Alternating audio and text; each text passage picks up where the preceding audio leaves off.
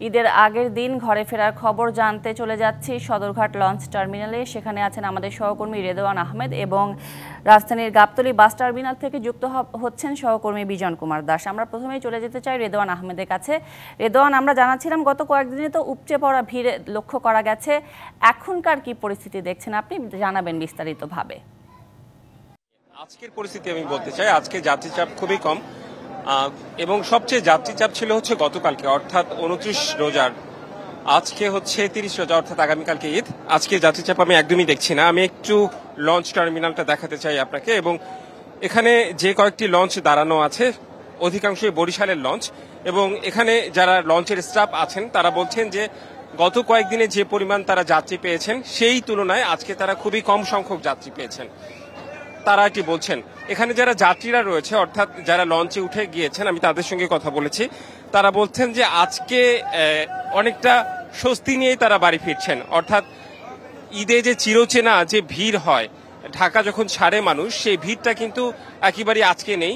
আজকে খুবই সহজ স্বাভাবিক একটি দৃশ্য দেখতে পাচ্ছি আমরা, অর্থাৎ খুব যাত্রী চাপ, কোনো ধরনের ভোগান্তি এসব নেই।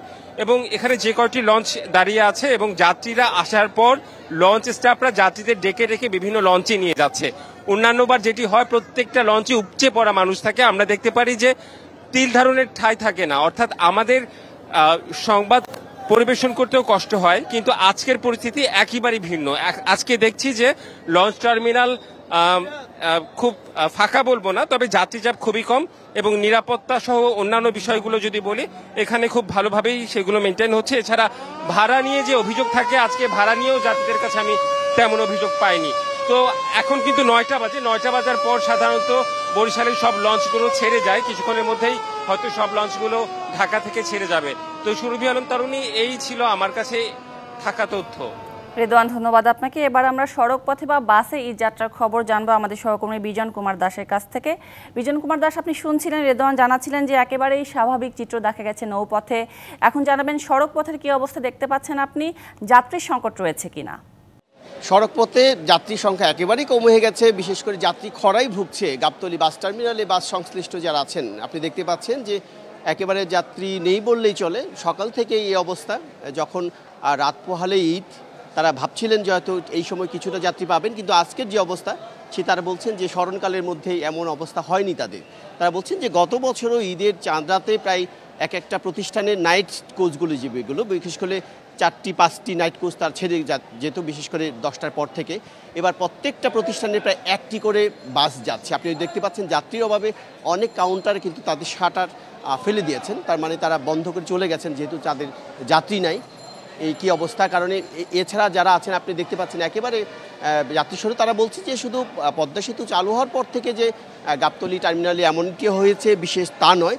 তারা বলছেন যে আসলে মানুষের প্রচুর গাড়ি সংখ্যা বেড়েছে, বিশেষ করে রাজধানী জুড়েই কিন্তু এরকম কাউন্টার আছে যেখান থেকে মানুষ ইচ্ছে করলে সহজে তার বাসে উঠতে পারছে এবং গন্তব্যে যেতে পারছে। এছাড়াও কিন্তু ব্যক্তিগত গাড়ির সংখ্যা বেড়েছে, মাইক্রোবাসের সংখ্যা বেড়েছে। এইসব ব্যক্তিগত গাড়িতে মাইক্রোবাসে করে অনেক যাত্রী তারা তাদের গন্তব্যে যাচ্ছেন। এই কারণে ঠিক আজকের সময় যাত্রী কম। এখন আমরা দেখছি যে একজন যাত্রী যখন আসে এখানকার কাউন্টার সংশ্লিষ্ট তাদের কাছে যাচ্ছে, যে হাঁকডাক করছে যে কোথায় যাবেন। আমি আপনার কাছে জানতে চাইবো যে আজকে দেখলাম খুবই যাত্রী কম, এত কম কারণ কি? স্মরণকালের মধ্যে কি এরকম হয়েছে কখন, নাকি আজকেই প্রথম? আমাদের ঈদ উপলক্ষে আমরা প্রতিদিন 4-5টা গাড়ি ছাড়ি ঈদের দিন, চাঁদ রাতের দিন। আজ থেকে এবং আজকের এই ঈদে আমরা শিরুলদের ট্রিপ তাও ছাড়তে পারি না এবং 2টা গাড়ি রাখছি, তাও একটা গাড়ি ছাড়তে পারি না, একটা বুক দিয়ে রাখছি 10টা-15। সেখানে অনেক ধন্যবাদ আমাদের সাথে সংযুক্ত হওয়ার জন্য। আসলে তারা ভাবছিলেন যে আসলে যারা জানতেন যে হয়তো 29টা রোজা হবে সেই কারণে তারা অনেকেই চলে গেছেন। আর সামান্য কিছু যাত্রী, আমি আগেই বলেছি যে বিশেষ করে শপিং মলে যারা কাজ করেন, দোকানের সেলসম্যান যারা, তারা হয়তো আজকে যাচ্ছেন, খুব স্বল্প সংখ্যক মানুষ। আপাতত গাবতলী থেকে এই ছিল আমার কাছে এখানকার সবশেষ খবর। শুরু বিজন কুমার, ধন্যবাদ আপনাকে।